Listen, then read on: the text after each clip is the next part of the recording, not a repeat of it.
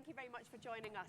I'm Nicola Medalova. I'm the Chief Operating Officer for Electric in New England for National Grid. And I'm joined here today by Pastor Giles and Evan, who will introduce themselves properly in a moment, of an amazing company called Viridi. And we're going to hear a little bit today about Viridi's really creative and unique approach to developing sustainable workforces. So National Grid, we own and operate the gas and electricity networks across Massachusetts. We provide gas and electricity to about 2.2 million customers across the Commonwealth. And we also employ almost 7,000 people across the Commonwealth as well. And as you can imagine, with the amazing energy transition that sits in front of us, we expect that number of employees to rise quite rapidly. In a defining moment for National Grid, we last week announced the investment of $75 million in the energy transition across the UK and the US. And as part of that, we expect to be supporting 127,000 people in work by the end of this decade. But making sure that we do this in an equitable way, in a way that brings diverse workforce into our operations, because we know that's what delivers the best outcomes for us, is absolutely critically important. And so that's one of the things that I am thrilled to be speaking to Viridi and to Pastor Giles and Evan about, because they know how to do this. And so I would like now, if you wouldn't mind, just to introduce yourselves, and then I have a very long list of questions that I want to ask you. I'm Pastor James Giles. I'm the head of personnel for Viridi Parente, and I've been in this capacity for a couple of years, where I sit on the board of their not-for-profit workforce development corporation called Green Force. And but I was brought in as a head of personnel to do some cultural changes because we were doing something significant in terms of changing the way things are done in the manufacturing industry. And we'll get a chance to tell you more about that. Sure, and I'm Evan Van Hook. I'm currently the Chief Sustainability Officer at Viridi. I've been working in the energy and sustainability world for about 30 years. I was a partner at a law firm. I taught international environmental law for about 15 years. I was in government for a while, but then the last 20 years, I was Chief Sustainability Officer of Honeywell Corporation. And then just this last year, I came in to work with Viridi, which I think is an absolutely incredible company. It's got a team out of a small local Boston school called MIT that developed an architecture which eliminates the risk of fires from lithium batteries. So it allows them to be installed indoors. And I thought that was an extremely exciting development, and so I came in this year. Wonderful, wonderful. And thank you again both for joining us today. I wonder if we could start by talking about your workforce and the areas where you operate and some of the challenges you have in securing workforce in those communities. So typically in the manufacturing industry, particularly here in the U.S., you have about 10% of the workforce that's a diverse workforce. And so in other, particularly African American or some other persuasion that's not particularly Caucasian. And so with our system, we have an 84% African American population, that's the workforce, that's in the manufacturing industry. And the trend was it wasn't getting any better. So with this new industry, and we're talking about this battery storage and these renewable energy sources and this clean air tech, so with that company is going to grow, and our corporations and companies are going to grow. And our fear was that it's going to grow the way it is now, and you're still going to have that staggering need to have diverse populations working in this thing. So we developed a model where we would come in and train and provide what we call wraparound services for those individuals that have been challenged, right? And the reason they have been challenged is because the economic depression that happens in these neighborhoods. So Viridi Parenti is situated right in the center of the heart of what we call the hood in Buffalo, New York. And the owner had the insight to say, well, Pastor, if we're going to be here, I'd like to hire individuals that make up this population in this neighborhood. And so, John, to do that, you're going to have to provide wrap service because these are individuals that are not accustomed to working in the manufacturing industry in any sustainable way.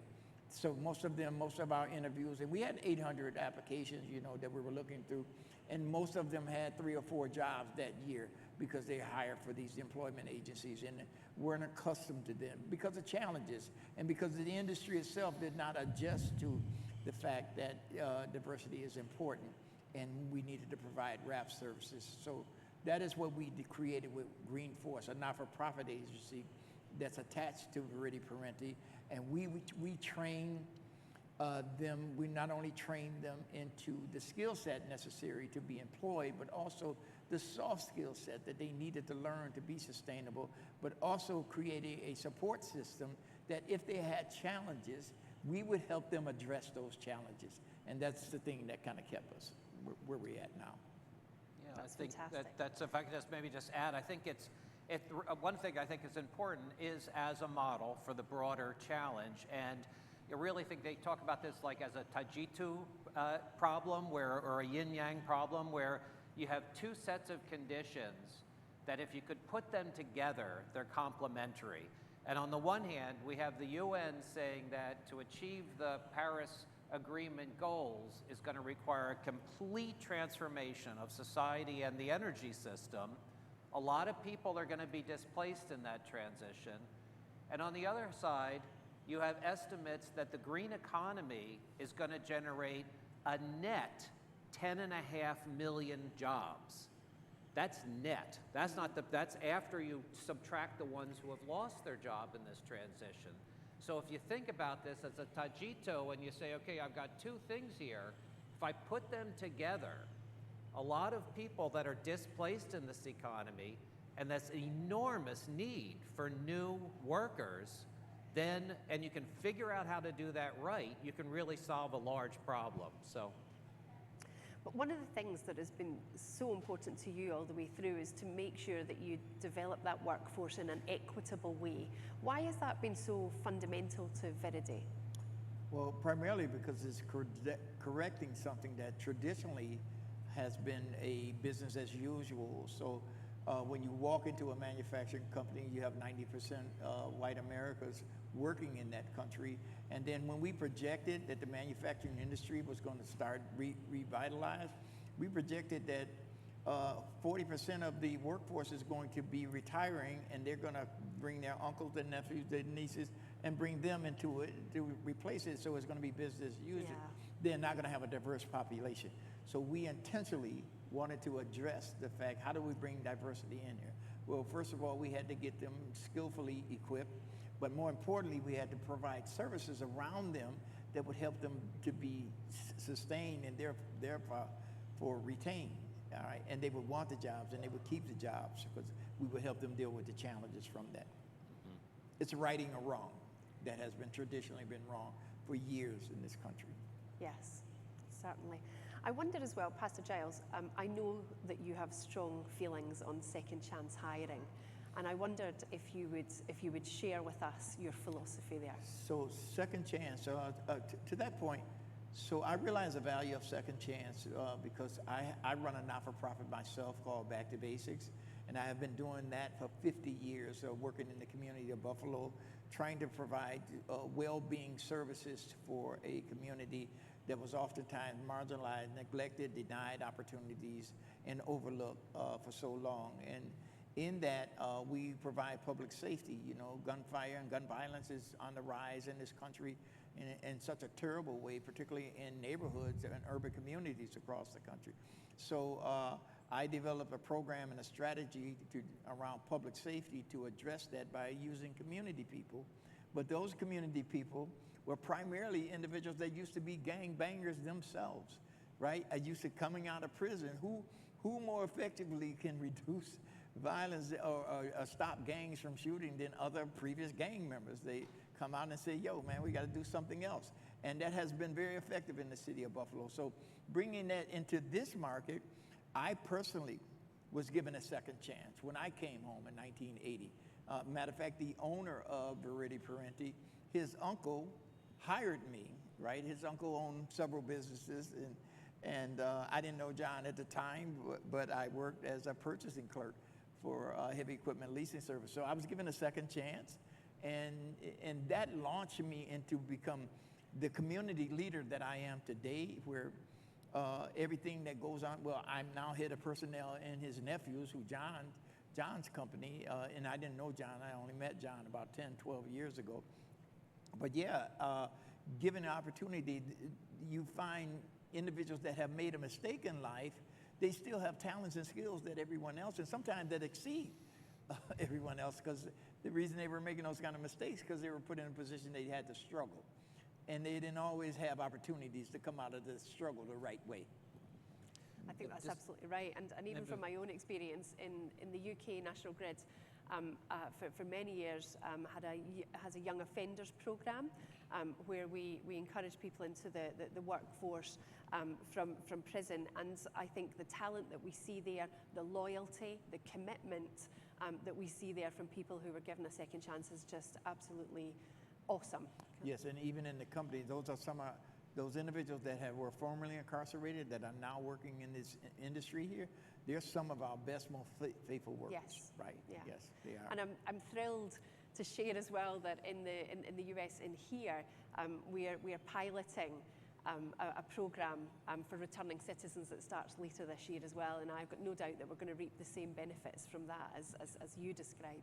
If I could just add something Please. that, we're talking programmatically here. I think you can't get away from the fact that at the core of why this is done is often a purpose-driven individual.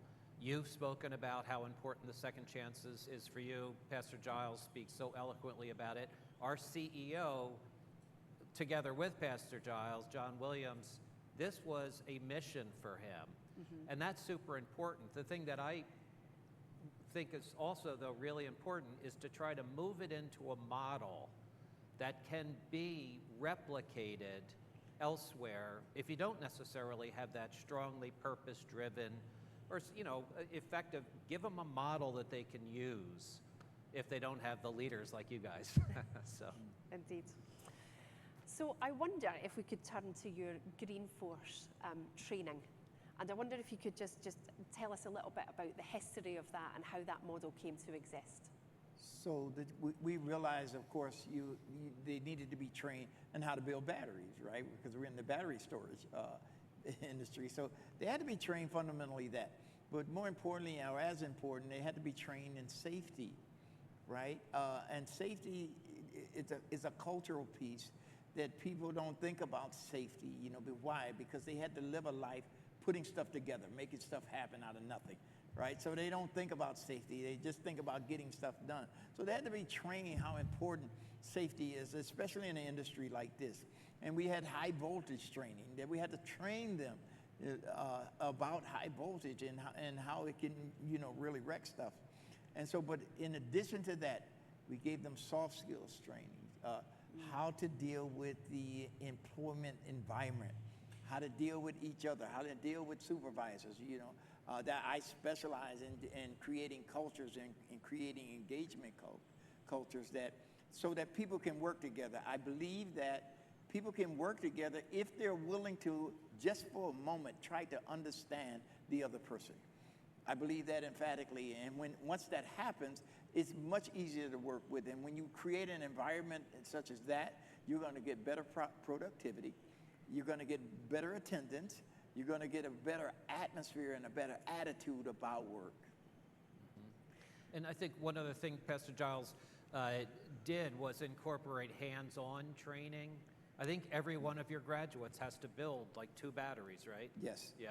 Yes, they have to be able to build that and get an understanding. And in that process, you begin to discern who has particular skill sets, geared toward that, and kind of helps you position them in terms of where they should be in the building process by their ability, which what we see in training. I'd love you to share some of the successes that you've had from that program. Yes, so we've had many successes. For example, when I talk about we help people, so a woman applied to us, and then she got to asking what she was going to make, and then she was afraid because she was on social services, a public assistant, and she was afraid of losing her medical coverages and all those kind of things, and afraid of losing her food stamps. She said, no, I'm afraid I'm not going to be able to take that job.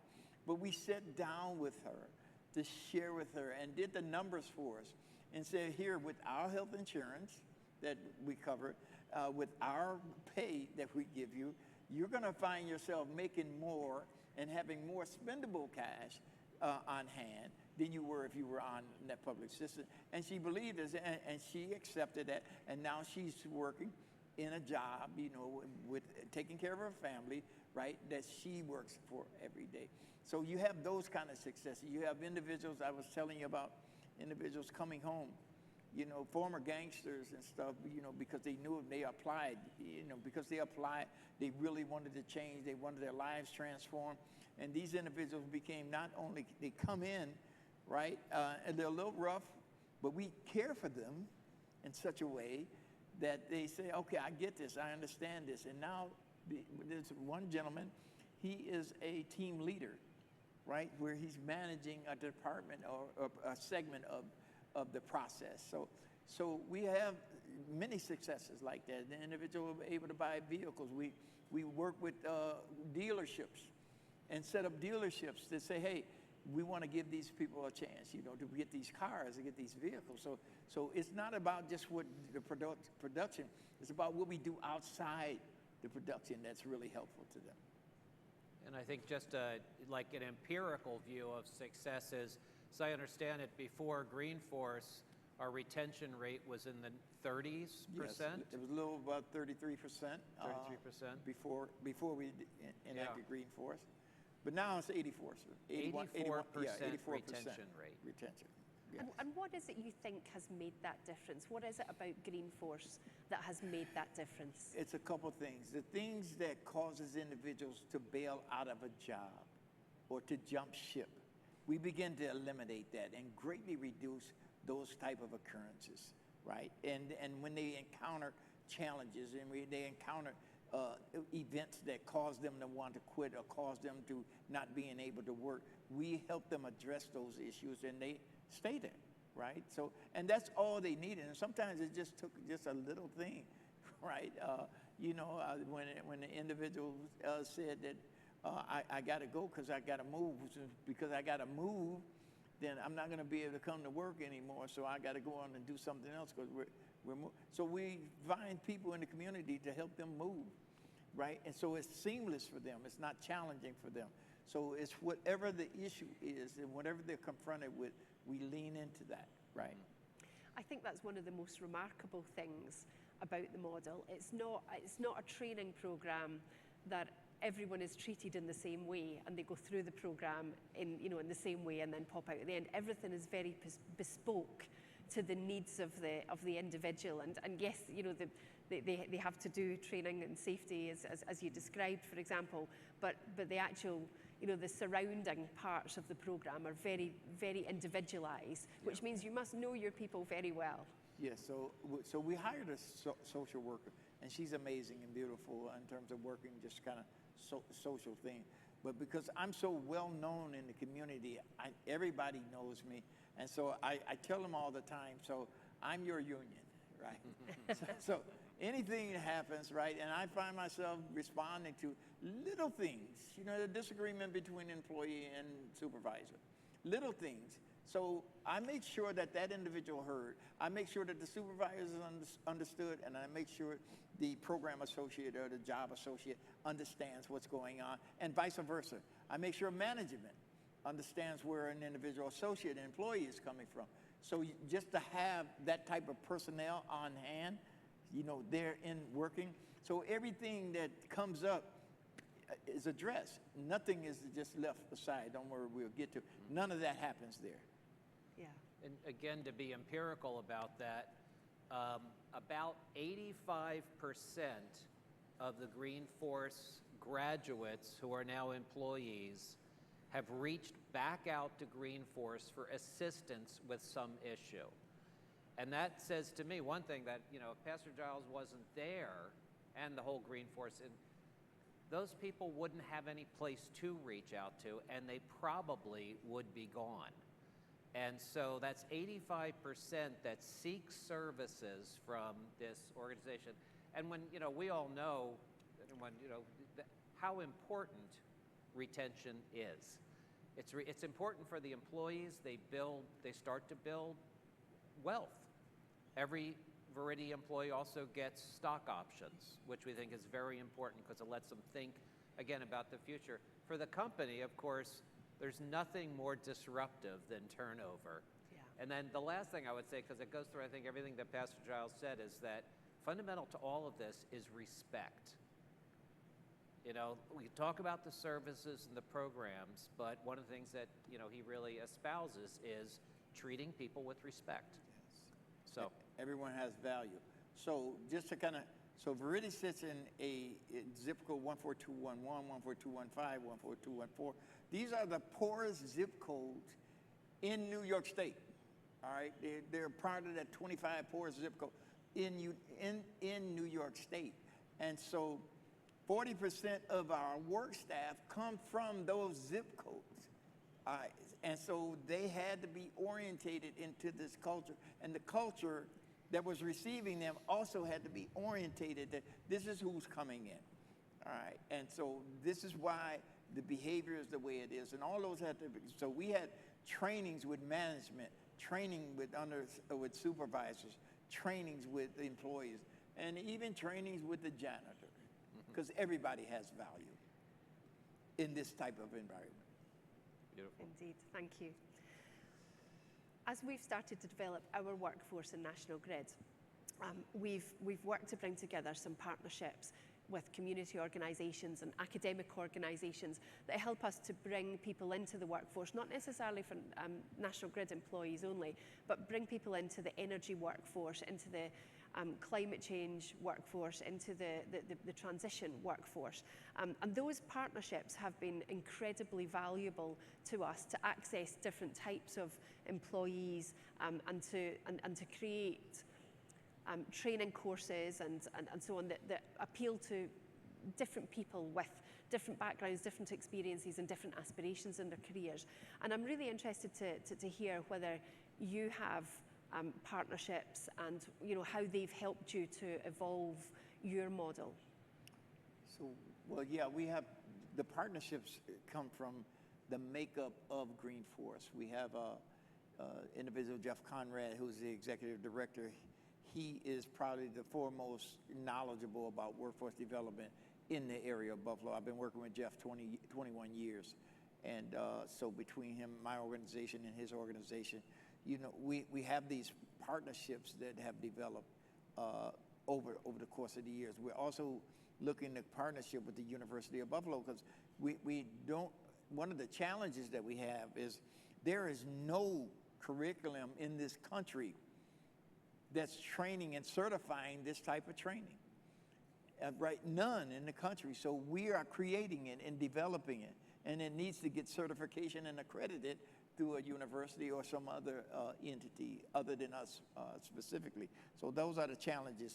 So we are partnering. We're going to be partnering with the University of Buffalo and other agencies that are concerned with clean tech and where that market is going in the future. Yeah, no, I just want to say another amazing partnership that Jeff and Pastor Giles have started to develop is with academia. And I say academia, it happens to be Buffalo, a university at Buffalo, but it could be anywhere there's academia. And they're partnering now on short courses for specific issues. But one of the things I think that's so exciting about that is that the green tech world is such a future-looking environment. Viridi, really, you could say it's a software company. Because frankly, the grid of the future, as you know a heck of a lot better than I do, is a connected grid. And that connectivity is as much a part of us as the storage. We have very advanced IoT and AI capabilities. And one of the things I think is so excited about the academic part of this is that just presents a pathway. You know, these guys that are, and women who are doing one thing today, they may say, gee, you know, I want to start programming. I want to, you know, and so it's a pathway to a whole lot of different parts of the economy. So. Yeah. Very good. And may I ask what's next for Viridi when you think about workforce development in your programs? What are you looking to in the future? Well, as I said, we want to develop the training model and then develop the curriculum for training so that other companies can benefit. So it's not just Viridi. We want other companies. We see the industry moving in all over the country and eventually all over the world, quite frankly. This renewable clean tech energy, the world itself, the earth itself demands it, and we just have to be sensible enough to provide it for the world. And Evan, perhaps I might ask you if you could give some advice, because we're all in the same boat. You know, we're all trying to create the same sustainable, equitable workforce. What advice would you give to others who are heading in the same direction? Yeah, well, I guess first of all, and I'm not just saying because it's here, but you know, I like to say I was 20 years at Honeywell, and you know, Honeywell's a great company. We've tried different things like this. One thing that I learned from Pastor Giles is truly work with the community. Get people that know the community that you're trying to engage with. And that, I think, is something that you just, you know, sort of can't replace. And then I think one of the things, like, and it sort of ties, I guess, a little bit to what's next, is it's really going to be interesting to see how Viridi and Green Force kind of grow together and then both expand in different ways. Pastor Giles and Jeff met with a group. I was speaking at a conference the other day and met these folks that had heard about Green Force and really wanted to implement something similar in Rochester. So they met with him, and you know, he's, again, you know, the elements, move to where there's a population you want to engage with. That's what Viridi did, that's what they plan to do. Start with the training and then the wraparound services, you know, and so now it really seems like there's potentially going to be another one in Rochester. And as that grows, and as Viridi grows, you know, we're about 150 employees now. What about when we're 1,500, you know, or whatever, so. Yeah. So, and the theme is that the industry itself is going to bring in employable people. The question is, if you want your employable people to be a diverse population, to reflect the very population that you're operating in, if you're choosing that, then you're going to have to be purposeful, as Evan said. You're going to have to be purposeful about creating that. And this is the type of program that we have to make sure that it happens. Fabulous. I think I've heard some great insights from you. I will take that advice back with me. I think that your attention to knowing your people is remarkable, and your attention to understanding the communities that you work in, and not trying to do this on your own in a silo is absolutely remarkable. National Grid operates a venture capital arm called National Grid Partners, and we invest in dozens of companies that help us to deliver a stronger, smarter, cleaner grid. And Viridi is one of these companies. But actually, even in this discussion today, we're illustrating that there's more to this relationship than providing us with battery solutions. And I think that opportunity to get out and see what other people are doing in workforce development, because as I said, you know, we're all in the same boat and heading in the same direction. It's been absolutely remarkable for me, and I'm sure for our audience, to hear your insights today. And I want to thank you both sincerely for taking the time and coming across to share your thoughts with us today. Thank you. Such a pleasure. Thank you for asking. Thanks so much. Wonderful. Yes. Thank you.